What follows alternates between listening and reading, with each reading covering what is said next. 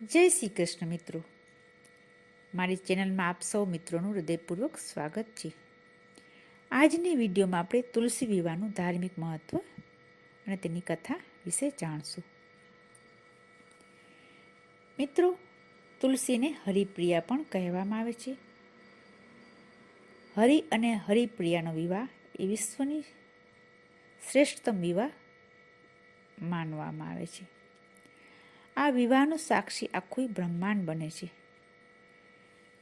આ વિવાહની કથા એક શ્રાપ સાથે જોડાયેલી છે. મિત્રો, આપણા સનાતન હિન્દુ ધર્મમાં દરેક તહેવાર, ઉત્સવ, પ્રસંગ, ધર્મ પાછળ કથા દ્વારા માર્ગદર્શન આપવામાં આવ્યું હોય છે.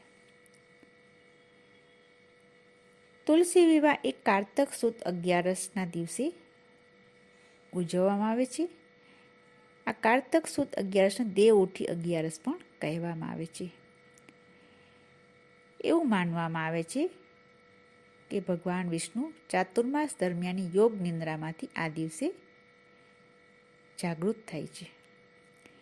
એટલા માટે ત્યાર પછી શુભ કાર્યોની શરૂઆત થાય છે. તુલસી વિવાહની કથા અનુસાર જલંધર નામનો એક અસુર હતો. તે ખૂબ જ અત્યાચારી હતો. તેની પત્ની વૃંદા હતી. જલંધર અસુરી વૃત્તિ ધરાવતો હતો, જ્યારે તેમની પત્ની ધાર્મિક અને વિષ્ણુ ભગવાનની પરમ ભક્ત હતી અને તે પતિવ્રતા પણ હતી. આ વૃંદાની ભક્તિ અને સતીત્વના કારણે રાક્ષસ જલંધર ખૂબ જ શક્તિશાળી બની ગયો હતો. આ જલંધર પોતાની શક્તિના અભિમાનના કારણે દરેક જીવ, ઋષિ, દેવગણોને ખૂબ જ હેરાન પરેશાન કરતો હતો.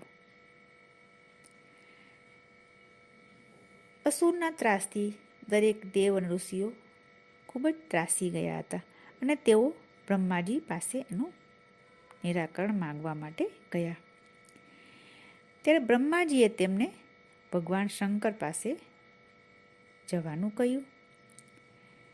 સૌ દેવો અને ઋષિઓ ભગવાન શંકર પાસે ગયા અને વિનંતી કરી કે જલંધરના ત્રાસમાંથી અમને મુક્ત કરો. દેવો અને ઋષિઓની વાત સાંભળીને ભગવાન શંકરે તપોબળથી જોયું તો અસુર જાલંધરની શક્તિ તેની પત્નીના સતીત્વને કારણે હતી. માટે તેમણે વિષ્ણુ ભગવાનને પણ સહાય કરવાનું કહ્યું. ત્યાર પછી બ્રહ્મા, વિષ્ણુ અને મહેશે ભેગા મળીને રાક્ષસ જલંધર સાથે યુદ્ધનો આરંભ કર્યો અને આ બાજુ ભગવાન વિષ્ણુએ છલ કરીને જલંધરની પત્ની વૃંદાનું સતીત્વ ભંગ કર્યું. વૃંદાનું સતીત્વ જેવું ભંગ થયું તેવું યુદ્ધમાં જલંધર મરાયો. હવે આ વાત અને છલ કપટની જાણ વૃંદાને જ્યારે થઈ ત્યારે વૃંદા ખૂબ જ આકુળ વ્યાકુળ થઈ ગઈ અને ક્રોધે ભરાણી.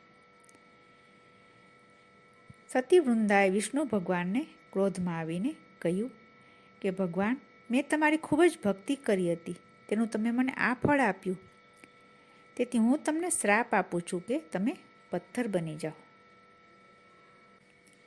સતી વૃંદાનો શ્રાપ સાંભળી દેવો અને ઋષિઓ ખૂબ જ ચિંતિત થઈ ગયા અને વૃંદાને માફી માંગી.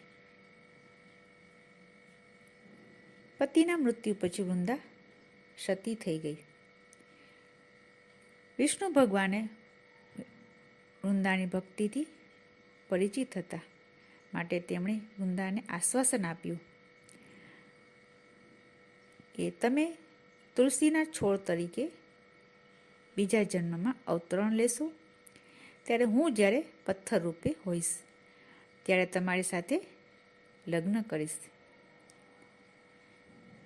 મને કોઈ પણ પ્રસાદમાં તમારી હાજરી વગર હું ગ્રહણ કરીશ નહીં. આ માટે આપણે જ્યારે વિષ્ણુ ભગવાનને પ્રસાદ ધરાવીએ છીએ ત્યારે તેમાં તુલસી દળ અચૂક પધરાવીએ છીએ. આ પ્રસંગ પછી ભગવાન વિષ્ણુ શાલિગ્રામ સ્વરૂપે પ્રાગટ્ય થયું અને તુલસીનું વૃક્ષ તરીકે અવતરણ પામ્યા. આ એ જ તુલસી માતા જે પૂર્વજન્મમાં જલંધરની પત્ની વૃંદા હતી. આ બંનેના લગ્ન પણ કરાવવામાં આવે છે. આ ઘટના પછીથી તુલસી વિવાહનો પ્રસંગ ઉજવવામાં આવે છે. ભક્તોમાં એવી ભાવના રહેલી છે કે તુલસી વિવાહનો ઉત્સવ ઉજવવાથી કન્યાદાન કર્યાનું પુણ્ય મળે છે. તો મિત્રો, તો આ માટે હવે આપણે સમજાઈ ગયું હશે કે શ્રી ભગવાન વિષ્ણુજીએ લક્ષ્મીજી એક પત્ની હોવા છતાં પણ કયા સંજોગોના કારણે તુલસીજી સાથે લગ્ન કરવા પડ્યા હતા. ફરી મળશું બીજી વિડીયોમાં નવી માહિતી સાથે. ત્યાં સુધી જય શ્રી કૃષ્ણ.